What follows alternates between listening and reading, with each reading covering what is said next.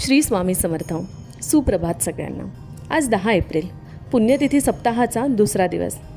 माहीत नाही काय जादू आहे या रस्त्यांमध्ये, पण जशी गाडी मठाच्या दिशेने वळते ना, तशी ओढ लागते ती आमच्या माहेरची. रस्त्यावरची ही शांतता आणि गारवा मनाला सांगत असतं की आता आपण आपल्या हक्काच्या जागी पोहोचणार आहोत. मठातील दिवसाची सुरुवात महाराजांचा अभिषेक व आरतीने होते. त्यानंतर सर्व भक्तांसाठी नाश्ता व गरमागरम चहा असतो आणि मग सुरुवात होते ती सामूहिक गुरुचरित्र पारायण वाचनाला. दुपारच्या महाप्रसादानंतर आज मी व्लॉग शूट करायला सुरुवात केली. हे आहे श्री अनंतकोटी ब्रह्मांडनायक श्री स्वामी समर्थ महाराज मठ, नांदूर शिंगोटे येथील गोकर्ण महादेव मंदिर. मित्रांनो, हे मंदिर अतिशय दुर्मिळ आणि विशेष आहे. आपण सर्वत्र पाहतो की महादेवाच्या पिंडीवर नागदेवता असते, पण या पिंडीचं वैशिष्ट्य असं आहे की तेथे नागदेवता नाही. हा साक्षात गोकर्ण अवतारातील महादेव आहे. असे मानले जाते की या पिंडीवर केवळ श्रद्धेने अर्पण केलेले पाणीही तुमचे कठीण प्रश्न सोडवण्यास मदत करतात. आणि इथे हे बघा, आपली छोटी सिया नंदीच्या कानात काहीतरी सांगतेय. तिची ही निरागसता पाहून ना मला खूप बरं वाटतं.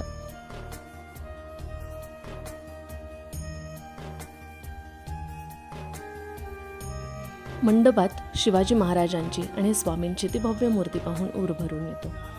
वारुळावर विराजमान असलेले आमचे स्वामी. जगातील हे एकमेव मंदिर आहे जेथे स्वामी एका प्राचीन वारुळावर बसलेले आहेत. स्वामी जसे कर्दळी वनातून वारुळातून प्रकट झालेले, तसेच हे प्राचीन वारुळ येथे आहे. दादांनी स्वामींना या वारुळावर विराजमान केले.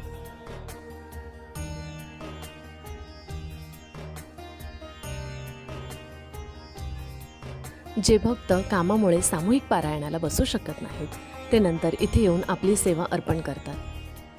इथे सेवेकरी प्रहर सेवा करत आहेत. स्वामी सारामृत, श्री स्वामी समर्थ नामजप आणि महामृत्युंजय मंत्राचा जप चालू असतो.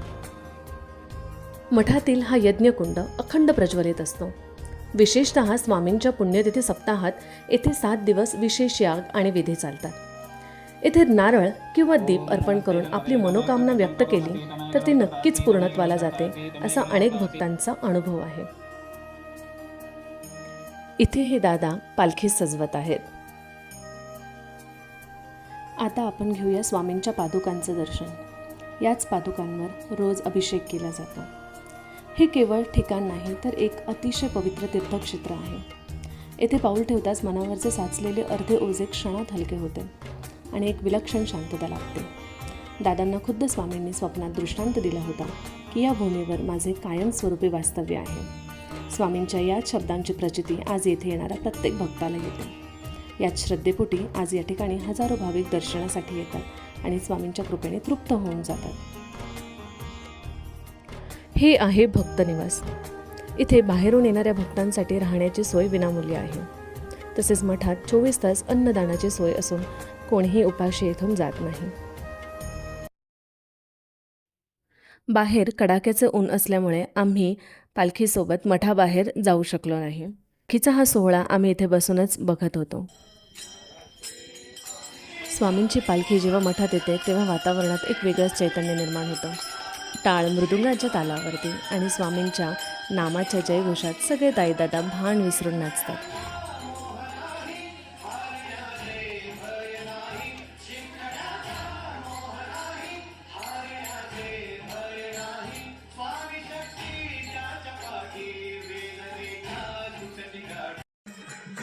खरं सांगू, स्वामींच्या या दरबारात कोणी लहान नाही, कोणी मोठं नाही.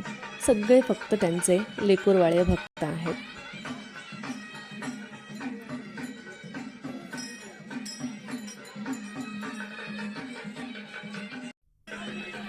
काही ताई दादा आनंदाने फुगड्या खेळत आहेत तर काही पालखीसमोर मनोभावे नाचत आहे.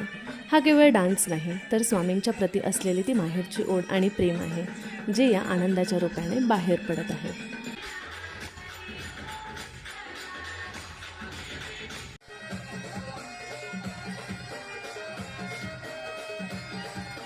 हिचा सोहळा सुरू असताना इथे माझं बाळ स्वामींच्या मूर्तीसमोर स्वतःच्याच धुंदीत नाचतंय.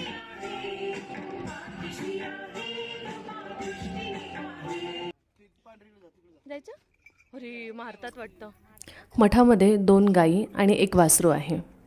आम्ही त्यांच्यासोबतही अतिशय छान वेळ घालवला.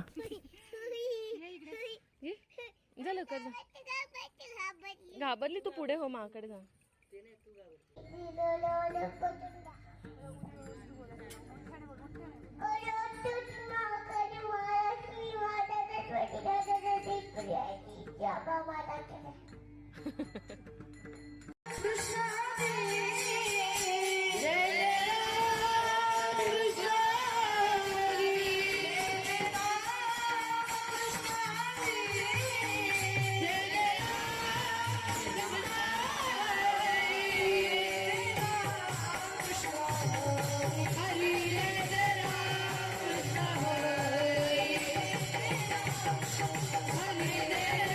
रात्रीची वेळ आणि मठात सुरू झालेलं हे हरिकीर्तन, टाळ मृदुंगांचा तो नाद आणि जयघोष पूर्ण वातावरणात एक वेगळीच सकारात्मकता भरून देतो. कीर्तनाच्या या पवित्र ओघात आजचा हा दुसरा दिवस खूप सुंदर रीतीने पूर्ण झाला. खरोखरच स्वामींच्या चरणी येऊन मनाला जी तृप्ती मिळते ती शब्दात सांगणं कठीण आहे. स्वामी सांगतात की जो वादळ झेलू शकतो तोच स्वतःला पेलू शकतो. भक्तीच्या या वाटेवर चालताना येणारी संकटं आपल्याला कमजोर नाही तर अधिक मजबूत करतात. म्हणून नशिबाला कोसत बसण्यापेक्षा स्वामींच्या नामाचा आधार घ्या. सुखाची वाट आपोआप कोसेल. रात्रीच्या या शांततेत आणि कीर्तनाच्या सुरांमध्ये आजचा हा चैतन्यमयी दुसरा दिवस पूर्ण झाला. पाय मठातून निघत नाहीत, पण उद्या पुन्हा नव्या उत्साहात भेटायचं आहे. आजचा हा व्लॉग तुम्हाला कसा वाटला कमेंट्समध्ये नक्की सांगा. भेटूया उद्या तिसऱ्या दिवसाच्या व्लॉगमध्ये. तोपर्यंत श्री स्वामी समर्थ.